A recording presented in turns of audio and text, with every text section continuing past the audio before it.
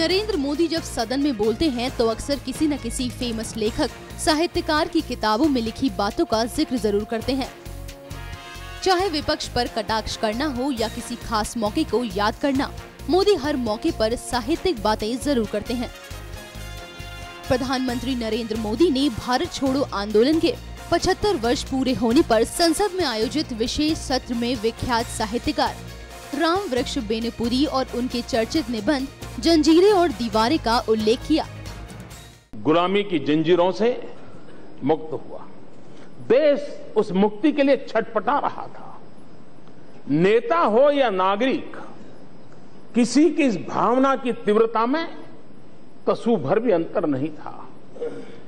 और मैं समझता हूं, देश जब उठ खड़ा होता है, सामूहिकता की जब शक्ति पैदा होती है, लक्ष्य निर्धारित होता है और निर्धारित लक्ष्य पर चलने के लिए लोग कृतसंकल्प होकर के चल पड़ते हैं, तो 42 से 47 5 साल के भीतर भीतर बेड़ियां चूर चूर हो जाती हैं और मां भारती आजाद हो जाती है। और इसलिए और उस समय राम वृक्ष बेनीपुरी, उन्होंने एक किताब लिखी है जंजीरें और दीवारें, और उस परिस्थिति का वर्णन करते हुए उन्होंने लिखा है, एक अद्भुत वातावरण पूरे देश में बन गया। उस पल को उन्होंने शब्दांकित किया था।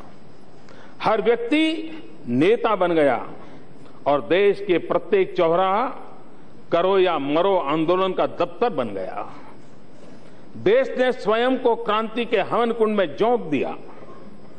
क्रांति की ज्वाला देश भर में धू धू करके जल रही थी। बंबई ने रास्ता दिखा दिया। आवागमन के सारे साधन ठप हो चुके थे। कचहरियां वीरान हो चली थी।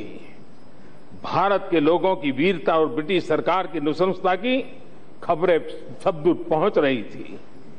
जनता ने करो या मरो के गांधीवादी मंत्र को अच्छी तरह दिल में बैठा लिया था। उस समय का ये वर्णन उस किताब में जब पढ़ते तब पता चलता है कि किस प्रकार का माहौल होगा। प्रख्यात हिंदी साहित्यकार राम वृक्ष बेनीपुरी का जन्म 23 दिसंबर 1899 को बिहार के मुजफ्फरपुर जिले के बेनीपुर गांव में हुआ था। बेनीपुर ने स्वतंत्रता संग्राम में सक्रिय हिस्सा लिया। राम वृक्ष बेनीपुरी की कई रचनाएं खास रहीं, जिनमें पतितों के देश में, आम्रपाली, माटी की मूर्तें, गेहूं और गुलाम और जंजीरें और दीवारें खास रहीं। NMF न्यूज की रिपोर्ट।